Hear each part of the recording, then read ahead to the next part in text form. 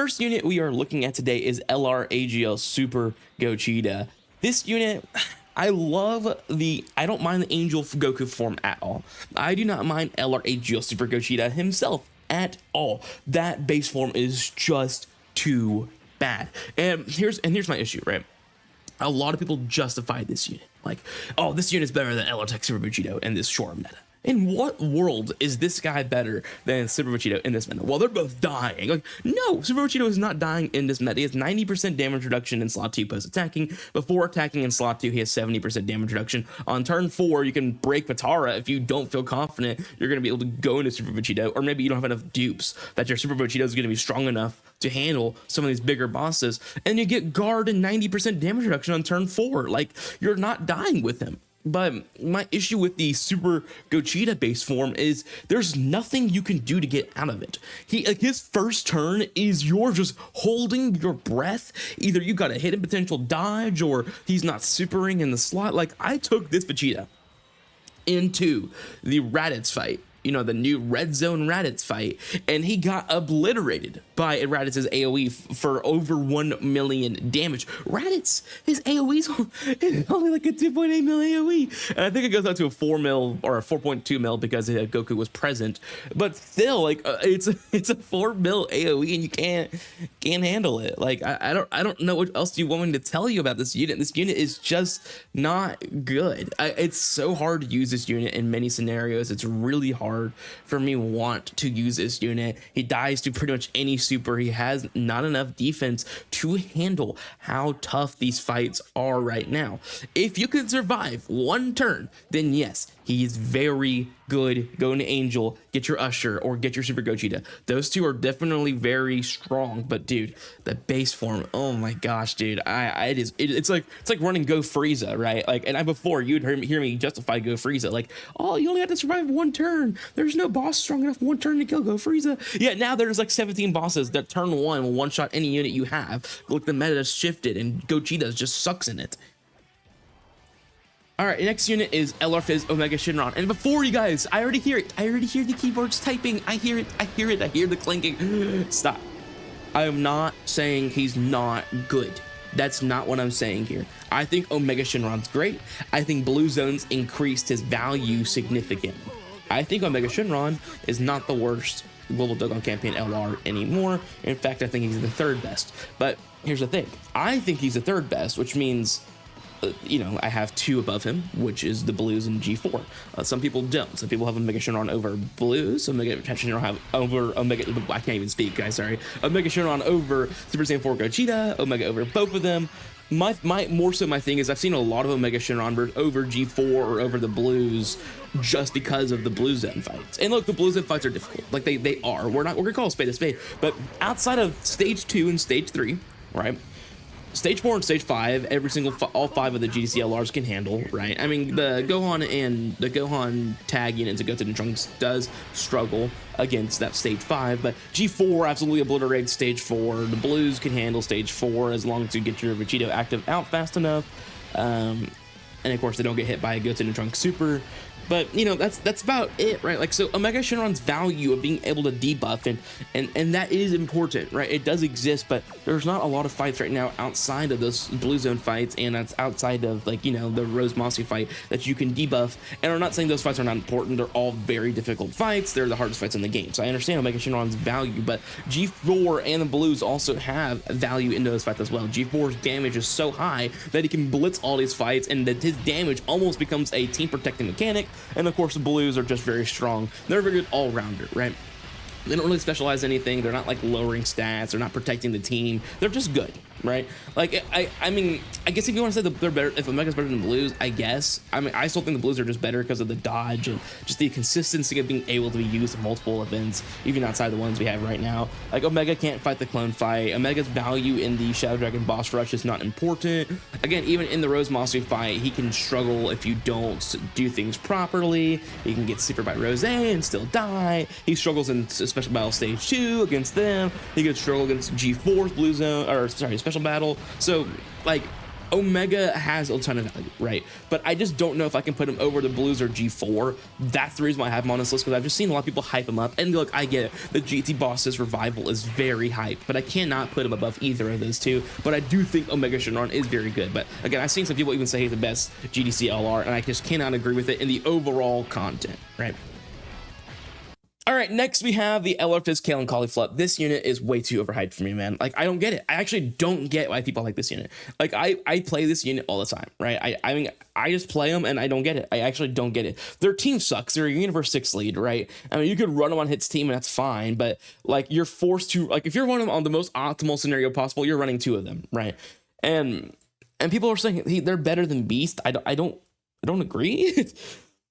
Look, Caulifla's base form is not good enough for me to be like, oh yeah, I like this unit, because the problem is she has 100% dodge for 1 attack. If it was every attack before she's super, I would 100% agree this unit is better than Beast. But like 1 attack, that's nothing. And then like, okay, sure, you get 40% damage reduction for 6 turns. That's great, but you still haven't attacked yet. Your defense is not high. A crap ton of these bosses are doing stupid amounts of damage in these early fights. Like, Caulifla is not that good in these fights.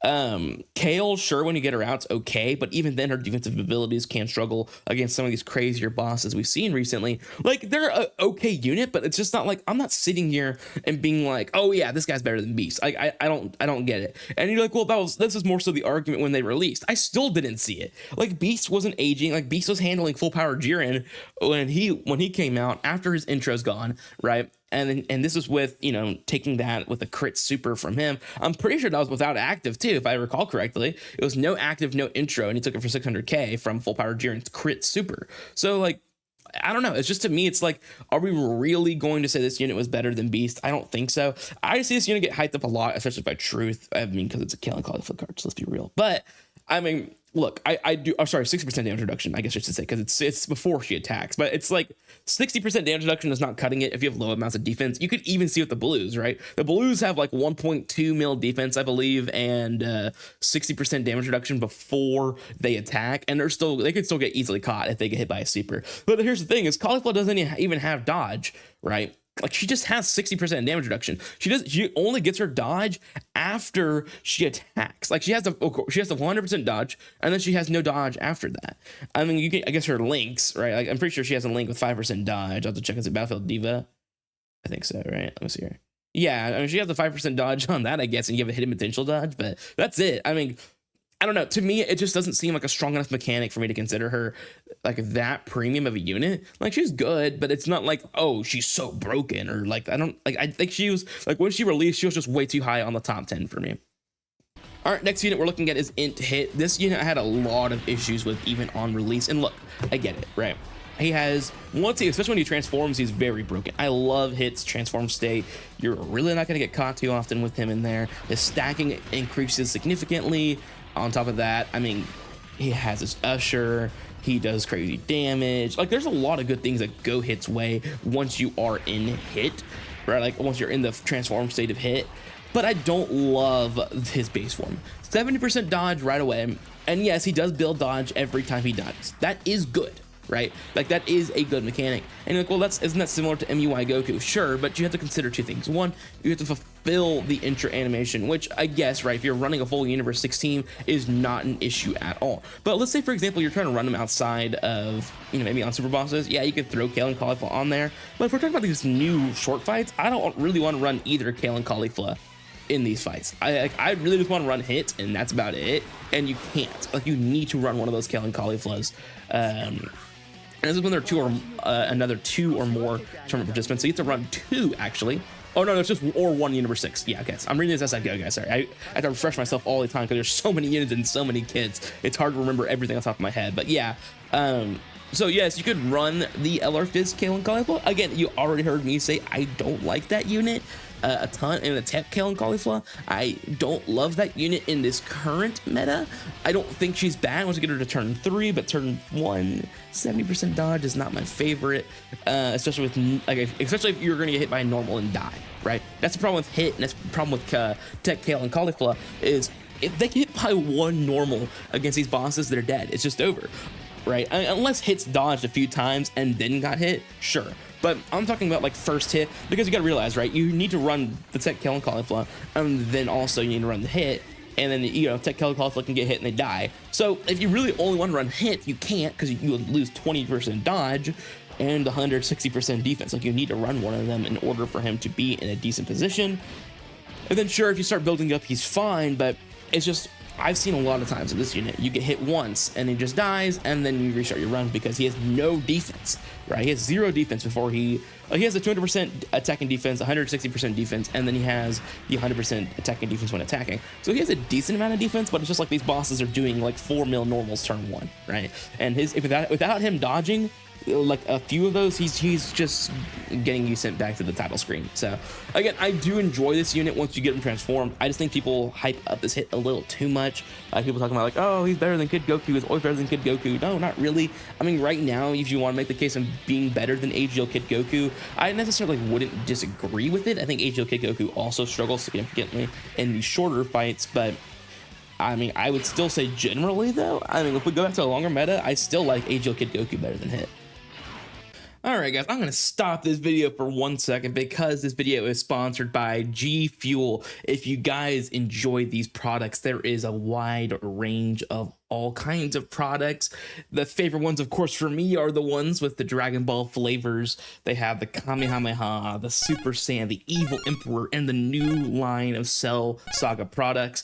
If you guys are interested in any of these products, click the link in the description. It has my code already applied, but just in case, go ahead and put in that code in that checkout on the promo code slot, and you'll get yourself a discount on your order. Again, that is LR24 as the promo code for 10% off of a G Fuel order. All right, guys, back to the video. All right, I don't even know if is this a general consensus, but let's talk about Fizz GT Goku and INT GT Vegeta.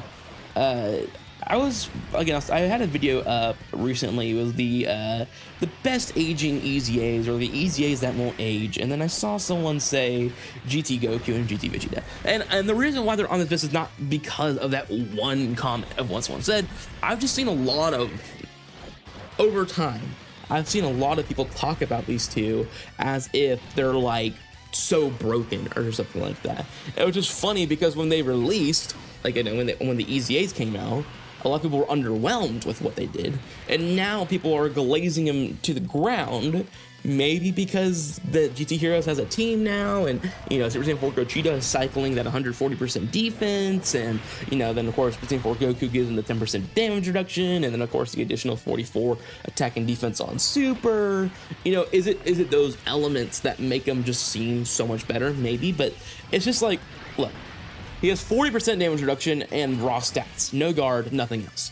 Like, this guy is not strong enough to be considered what I think is a good EZA right now.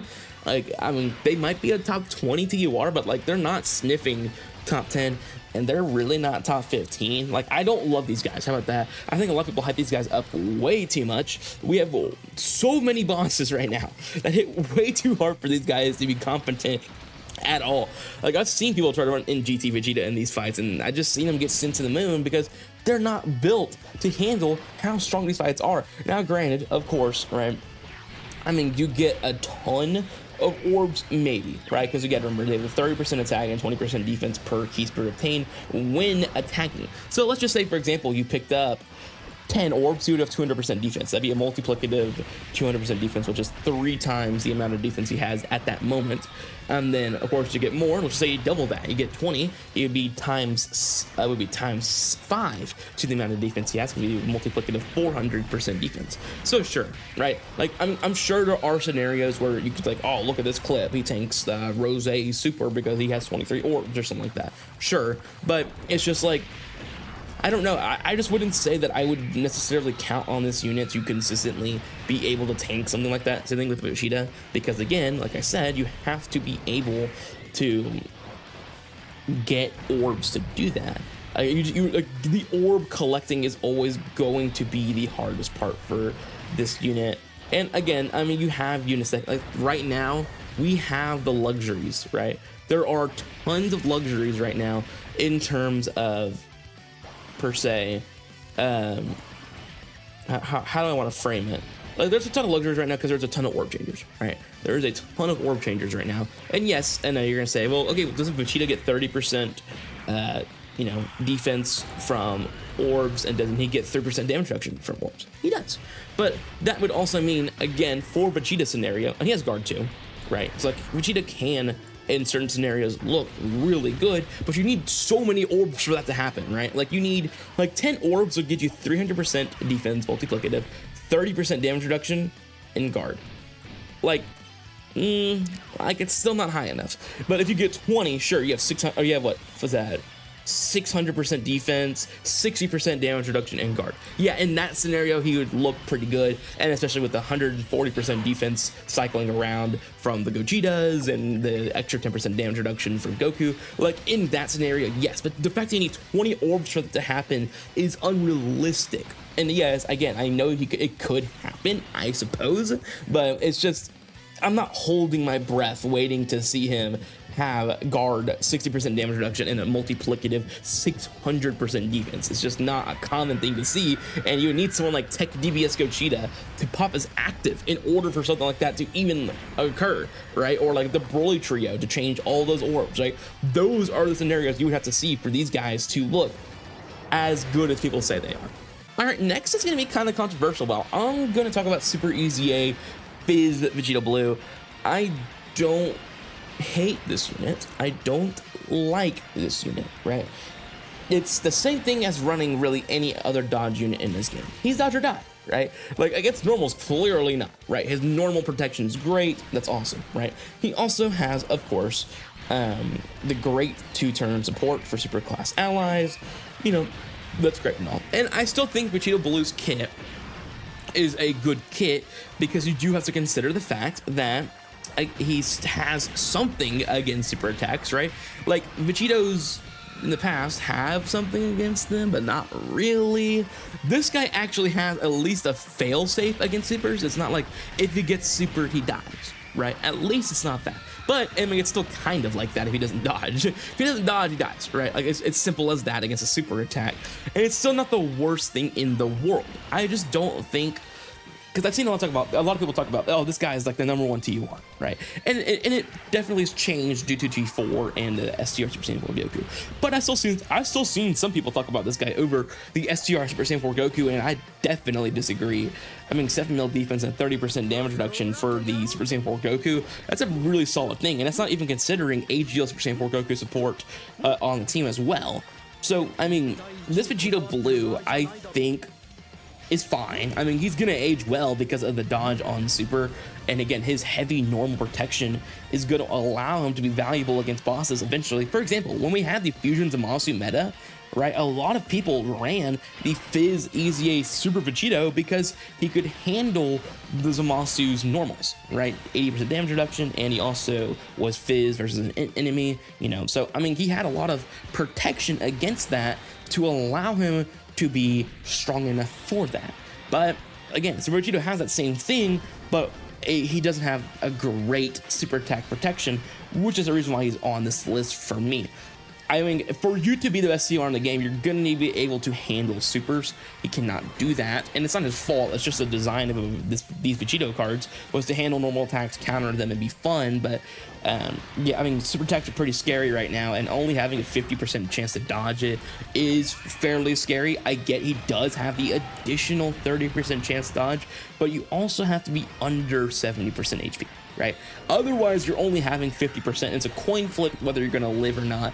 Not my favorite thing in the world. I still think he's a very, very strong EZA, 100%. I really do enjoy how he's crafted. I do enjoy his attack stats and his counters. Like, his damage potential per every turn is very high, but I still do think that he is in danger. Like, he's not, he feels like a class B option for, or like if you have class S, class A, class B, he's probably like a class B option or lower end A option for like some teams you're gonna run, like Fuse Fighters or something like that. I just wouldn't run this guy because I just don't want to run the risk of getting hit by a super attack and then dying, and then just because he didn't get the 50% dodge. So I like his support, but I'm not a huge fan of just a 50% dodge failsafe. All right, finally is another dodge unit. As you can tell, I am not very fond of dodge right now, and that's because of all of these Blue Zone fights that came out. and I just constantly was watching my my own units just die over and over and over again. These dodge units, GT Goku and this Goten and Trunks card, man. Like it's tough. It was tough. It was a tough scene. I can't lie. I cannot lie. But yeah, so they're on here for a reason, right? I do think they're a strong unit. Their damage potential is very high. I mean, look at this. They have 250% attack and defense, 200% attack and defense when attacking, an additional 100% attack when attacking. Then he can get up to 200% attack and defense for every super attack performed, like that's the cap. Then he gets another 150% attack and defense if all super class allies are attacking in a turn. But if there's an extreme class ally attacking in a turn, they get a 200% attack and defense 100%. But with that being the case, you don't get the 27% dodge, so you only have 50% dodge on that turn. Which is an interesting thing to have, by the way, because why does he have an extreme class condition on this card? I'm not 100% certain. But what I do know is that this card is very strong. Hits ridiculously hard, especially when fully built up. But I don't like... he essentially has no failsafe. Like 77% dodge is great, but it doesn't build, right? His defense is nowhere near high enough to handle supers. He can handle normals to an extent if he's fully built up, but I 100% am worried for this guy if he's going to take a super. Like when he sees when a super's coming his way, you're like, oh, 77% dodge, please, and then he doesn't dodge and he dies. I mean, his damage, again, his damage is stupid. I love his damage he does, especially with a double Goten and Trunks active up. Like this guy is doing almost 100 million. It is crazy how high his damage can go. But once again, my issue with this unit is just the mere fact of him just not having enough defense to handle super.